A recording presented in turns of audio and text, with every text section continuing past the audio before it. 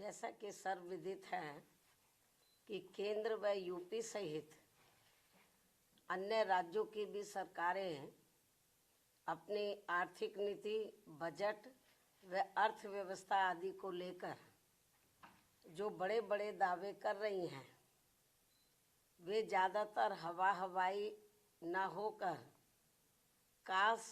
ज़मीनी हकीकत में सही और वास्तविक होते तो वाकई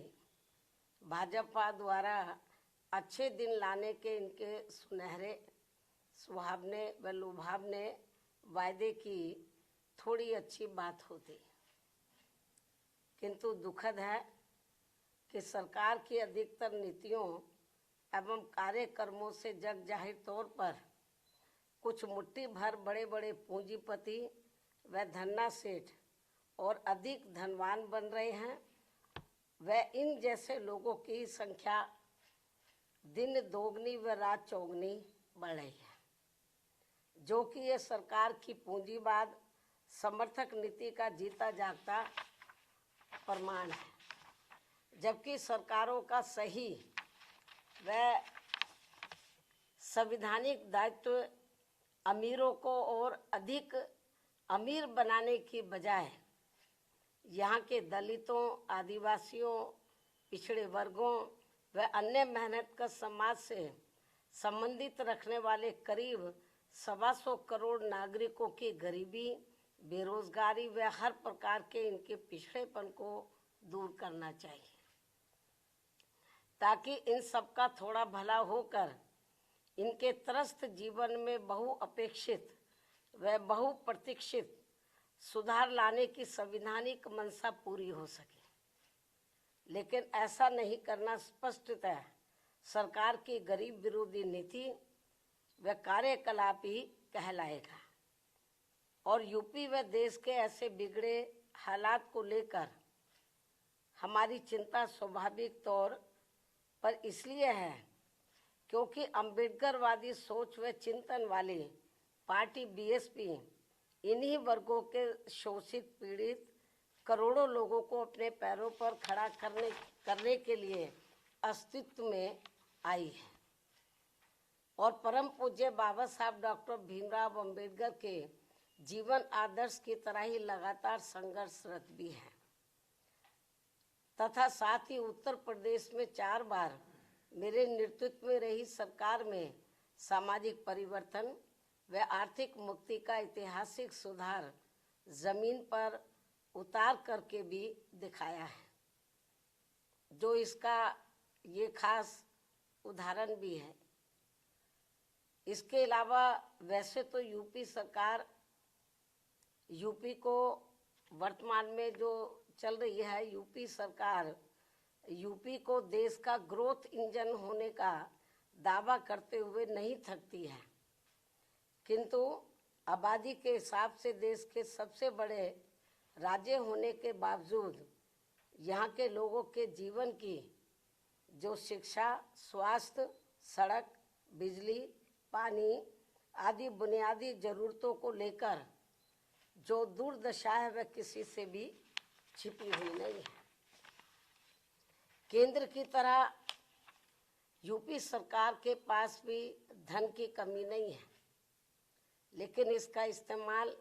यहाँ के गरीब लोगों के हित कल्याण तथा इनके जीवन सुधार में पूरे सही से नहीं होना, ये काफ़ी चिंताजनक बात है। ये कांग्रेसी कृत्य है, ये तो कभी कांग्रेस के ज़माने में होता था।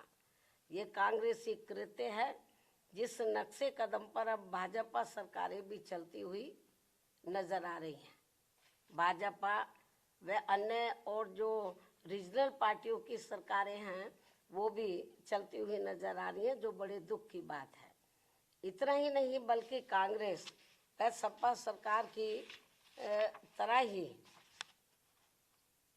भाजपा सरकार द्वारा भी बाबा साहब डॉक्टर भीमराव अंबेडकर समग्र विकास योजना आदि जैसी महत्वपूर्ण योजनाओं को निष्क्रिय बना देने के कारण हमने जो डॉक्टर भीमराव अंबेडकर समग्र विकास योजना यूपी में शुरू की थी, तो इसको कांग्रेस और सपा की सरकार की तरह ही भाजपा सरकार द्वारा भी डॉक्टर अंबेडकर समग्र विकास, ग्राम विकास योजना आदि जैसी महत्वपूर्ण योजनाओं को निष्क्रिय बना देने के कारण अब गरीब ग्रामीण परिवारों का अपेक्षित समग्र विकास प्रभावित है। जबकि बीएसपी की सरकार ने इस योजना को भरपूर धन देकर गांवों को 17 बुनियादी सुविधाओं से जोड़कर यहाँ लोगों के जीवन में काफी सुधार लाया था, ये बात सर्वविदित है। लेकिन अब आम चर्चा के मुताबिक अधिकांश सरकारों पर लोगों को बसाने से ज्यादा लोगों के घर उजाड़ने के ज्यादा आरोप हर जगह लग रहे हैं, ये भी आम चर्चा है। इसके साथ ही मध्य प्रदेश भाजपा सरकार के वरिष्ठ मंत्री द्वारा विभिन्न सरकारी कल्याणकारी योजनाओं के लाभार्थियों को भिखारियों की फौज बताने से इन करोड़ गरीब अपेक्षितों के प्रति इनकी हीन, संकीर्ण एवं जातिवादी सोच ज्यादा प्रदर्शित होती है, जो ये गंभीर विषय भी है। क्योंकि सरकार द्वारा पहले अपनी गलत नीतियों में कार्यकलापों आदि से इन नागरिकों को महंगाई, गरीबी, बेरोजगारी, अशिक्षा, पिछड़ापन आदि की गुलाम व लाचार जिंदगी में बांधना और फिर सरकारी योजनाओं के तहत इन्हें कुछ राहत देकर अपमानित करना, ये अति शर्मनाक है। मतलब मामूली सा राहत देकर।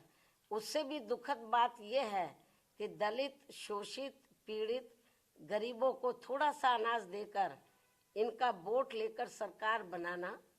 और सरकार बन जाने पर इनको भिखारियों की फौज बताकर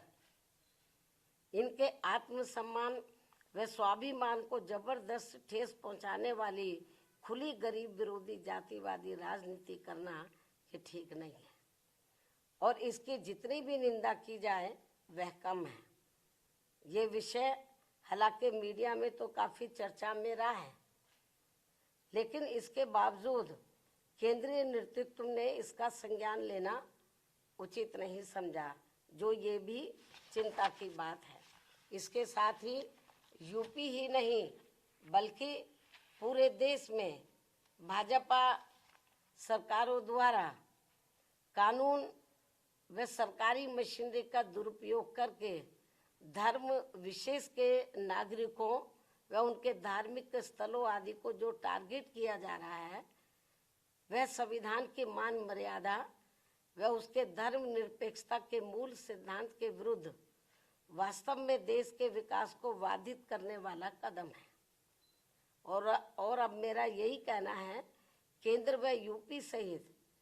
सभी राज्य सरकारों को अपनी संकीर्ण, द्वेषपूर्ण, जातिवादी व सांप्रदायिकता आदि के कृत्यों से जरूर बचना चाहिए, क्योंकि इससे देश के करोड़ों गरीबों, मजदूरों, शोषितों,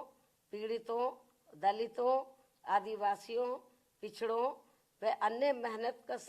नागरिकों का हित व कल्याण नहीं हो पा रहा है,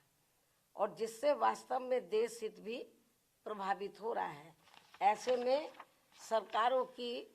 नियत, नीति व अमल में भी सर्वजन हिताय व सर्वजन सुखाय जैसा सही संवैधानिक जनहितैषी बदलाव होना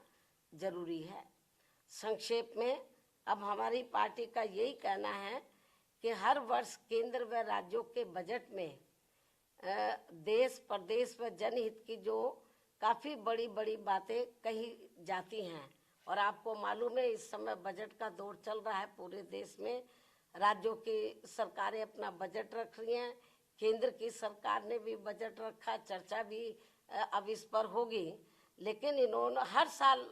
केंद्र और राज्यों की सरकारें अपने बजट में देश, प्रदेश व जनहित की, केंद्र की सरकार देश की जनहित की और राज्यों की सरकारें प्रदेश व जनहित की तो काफी बड़ी बड़ी बातें करती हैं, लेकिन उन पर 50% भी सही से अमल नहीं किया जाता है।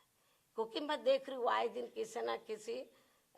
राज्य का बजट आ रहा है, लंबी चौड़ी बातें करते हैं। यूपी में भी कही गई, केंद्र की सरकार ने भी कही, लेकिन जितनी वो बड़ी बड़ी बातें करते हैं बजट को लेकर विभिन्न क्षेत्र में, उन पर 50% भी सही से अमल नहीं हो पा रहा है। और वास्तव में प्रैक्टिकल में तो देखने के लिए ये मिल रहा है कि जो दबे कुचले लोग हैं, दलित हैं, पिछड़े हैं, आदिवासी हैं, माइनॉरिटीज के लोग हैं, तो इनके साथ तो काफ़ी अन्याय हो रहा है। तो इनके हित के लिए,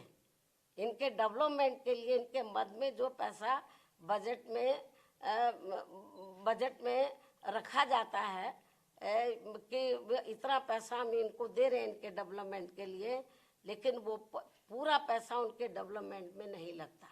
और हमें तो ये भी जानकारी मिलती है कि अंत में उनका काफ़ी पैसा दूसरे मद पर खर्च कर दिया जाता है। और इसको लेकर हमारी पार्टी ने पार्लियामेंट के अंदर भी आवाज़ उठाई थी। जब मैं मेंबर पार्लियामेंट थी, मैंने भी इस मुद्दे को काफ़ी गर्मजोशी के साथ उठाया था। केंद्र की सरकार का ध्यान हमने इस ओर आकर्षित किया था और हमने प्रमाण दिए थे केंद्र की सरकार को, लेकिन फिर भी इस ओर ध्यान नहीं दिया गया। तो इनके लिए, इनका वोट हासिल करने के लिए जो वीकर सेक्शन के लोग हैं, जो गरीब लोग हैं, अन्य मेहनत कश लोग हैं, इनके डेवलपमेंट के लिए बातें तो बड़ी बड़ी कही जाती है बजट में। इस बार भी काफ़ी लंबी चौड़ी बातें कही हैं, लेकिन वो पैसा भी पूरा इन पर खर्च नहीं होता है। और आखिर में चुपके से, बहुत ही सावधानी पूर्वक, मतलब चुपके से, मालूम भी किसी को ना पड़े, दूसरे मद में पैसा ट्रांसफ़र कर दिया जाता है। तो ये हाल है बजट का। इसलिए ये जो बजट में खास तौर से हर साल जो बड़ी बड़ी बातें कही जा रही हैं, अब भी कही जा रही हैं, तो मेरे ख्याल उसका फ़ायदा जो ज़रूरतमंद लोगों को जितना होना चाहिए वो नहीं हो रहा है। तो इसलिए मेरा केंद्र और राज्य सरकारों को यही कहना है कि जो आप बजट पे कहते हैं, उसके ऊपर जो भी आप वायदा करते हैं, जो भी पैसा सैंक्शन करते हैं, उसके ऊपर आप लोगों को अमल भी करना चाहिए। मुझे पूरी उम्मीद है कि ये लोग जरूर मेरी इस बात की तरफ ध्यान देंगे। अब मैं अपनी बात यहीं समाप्त करती हूँ। धन्यवाद। जय भीम व जय भारत।